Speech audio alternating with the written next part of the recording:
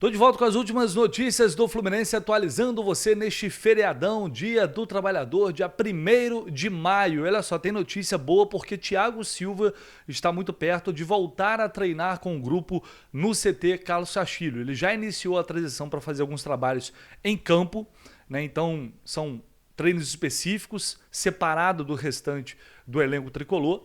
E a tendência, hoje é quinta-feira, né? Então lá para a semana que vem, daqui a mais ou menos uma semana, é muito provável que a gente já veja o Thiago fazendo alguns trabalhos com bola, talvez participando do aquecimento. Enfim, não dá para cravar ainda o retorno do Thiago Silva, mas é bem possível que na semana que vem, ao longo da semana que vem, ele já consiga realizar alguns trabalhos mais avançados ali neste período de transição.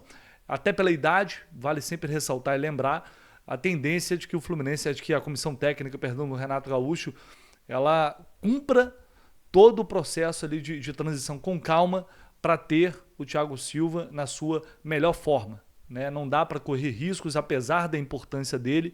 É fundamental ele se recuperar bem agora, pensando nessa sequência pesada que vem no mês de maio e depois já vai engatar com o Mundial de Clubes. A gente não pode nem pensar esse time sem Thiago Silva no Mundial.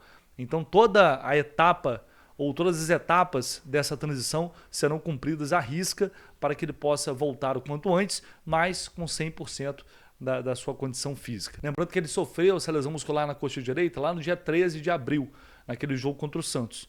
Então a gente está ainda até um pouquinho distante do dia 13 de maio, de completar um mês.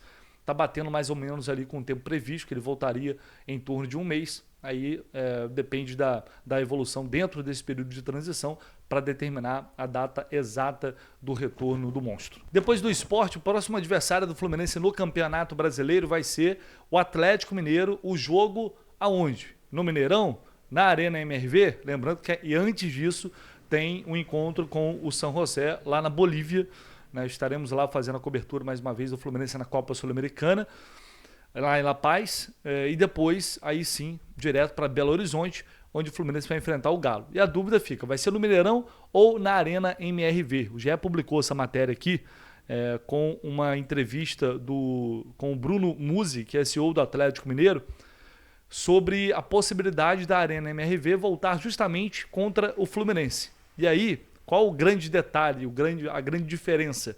É que o gramado da Arena MRV será um gramado sintético. Mais um no futebol brasileiro, infelizmente, lamentavelmente. Mais um gramado sintético agora do Atlético. E estrear justo contra o Fluminense é um negócio impressionante, né? Ele disse aqui que a grama já está toda lá para instalação, tem muita coisa para fazer, para ficar pronto. As instalações das catracas também já tem os laudos de segurança. Inicialmente está prevista uma visita no dia 5 de maio, que é uma vistoria, e só depois disso eles vão poder cravar o retorno aí da Arena MRV com o novo gramado sintético. Há essa possibilidade de ser dia 11 contra o Fluminense, domingo. O jogo vai ser 5h30 da tarde, um horário até diferente também do que vem sendo praticado.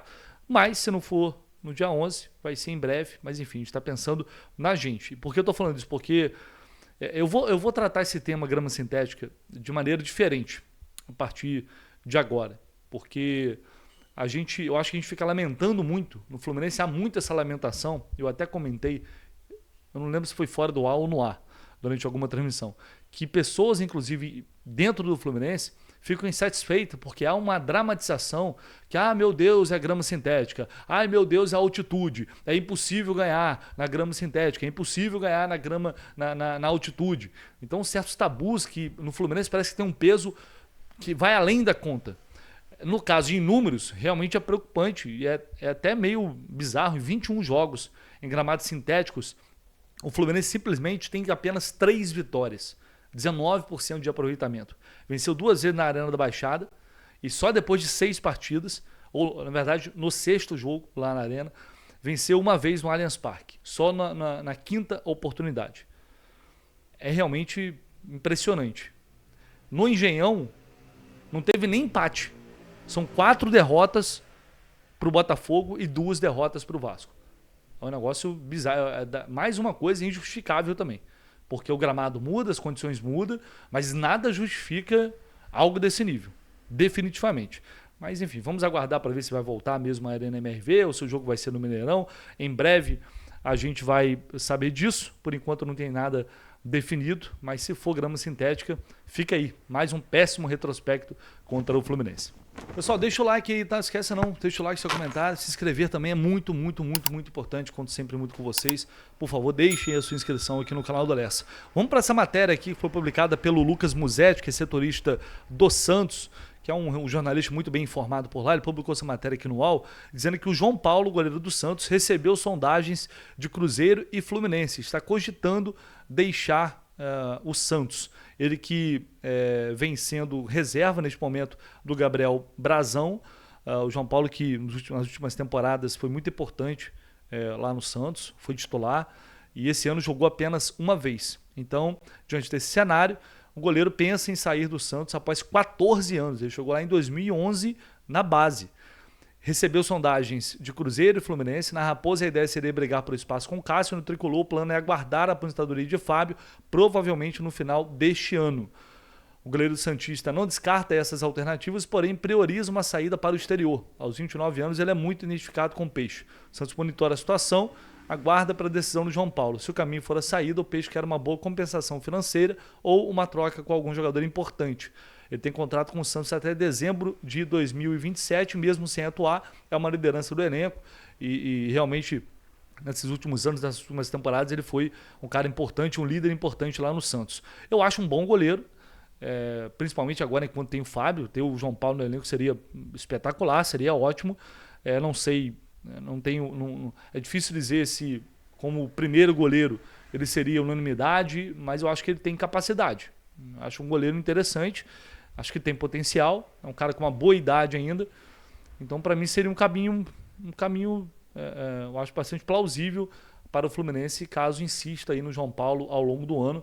E certamente a diretoria já está pensando nessa transição para quando o Fábio se aposentar. Tem o Vitor Eudes, que foi bem até em algumas oportunidades, mas para mim é fato que o Fluminense precisa de um jogador, de uma opção ao Fábio, de mais confiança, com mais experiência, com mais rodagem, e ainda não acho que esse goleiro é o Vitor Eudes. Então, portanto, o João Paulo surge aí como uma possível alternativa em breve para a próxima janela de transferências. Tem ali a janela especial de junho, quem sabe essa negociação pode avançar até lá. Bom, para a gente finalizar aqui, galera, muita gente perguntando, e eu já imaginei que isso fosse acontecer, em relação à possibilidade do Fluminense pedir de volta ou pedir o retorno de John Kennedy, que está no Pachuca, no México, inclusive indo bem por lá.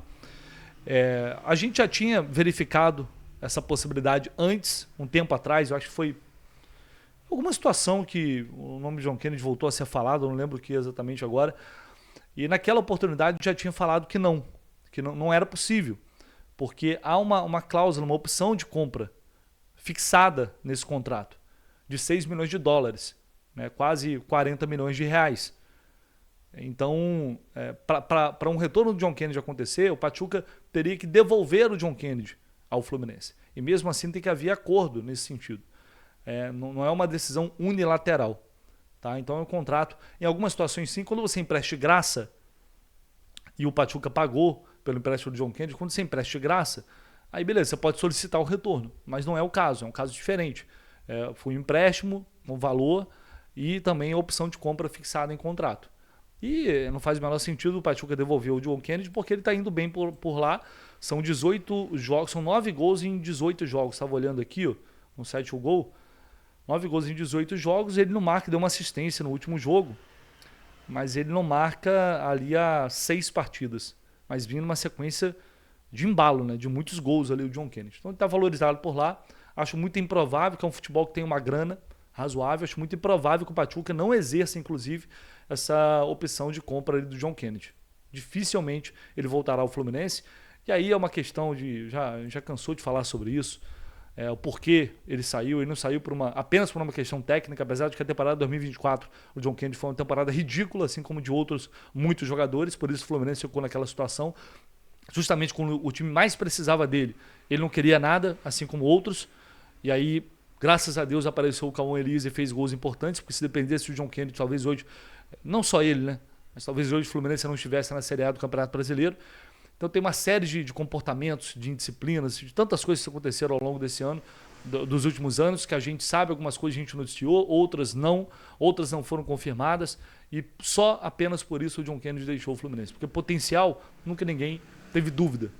E a minha sensação é de que não é uma questão de técnico, é uma questão de lugar. É o Rio de Janeiro, essa é a impressão que eu tenho. Enfim, não sei como o Renato gostaria de lidar, ele geralmente gosta de lidar com esse tipo de jogador indisciplinado, mas enfim, não é uma possibilidade. Só para deixar claro, o Fluminense pediu o retorno de John Kennedy neste momento, tá? Só após o término do contrato, e assim mesmo se o Pachuca não exercer essa opção de compra. Fechou, pessoal? Ó, vou ficando por aqui. Esqueça não, deixa o like e se inscreva no canal. A gente volta assim que possível, como sempre, deixando você muito bem informado aqui no canal do Leste. Tamo junto, abraço.